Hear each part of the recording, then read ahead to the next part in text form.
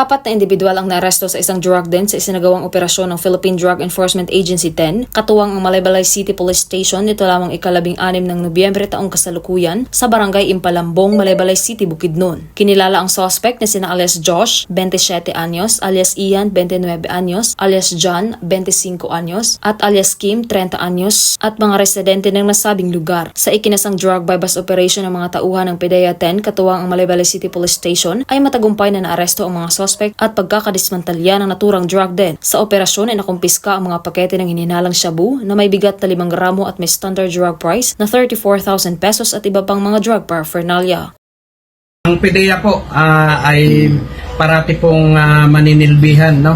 Kapag may reports ang mga netizens o citizens natin ay aaksyonan po yan ng Philippine Drug Enforcement Agency. Ang mga suspect ay nahaharap sa kasong paglabag sa RA 9165 o Comprehensive Dangerous Drugs Act of 2002. Patuloy ang iba't ibang ahensya ng pamahalaan sa Hilagang Mindanao na nagtutulungan sa paglaban kontra illegal na droga upang mapanatiling payapa at ligtas ang mga nasasukupang mga komunidad.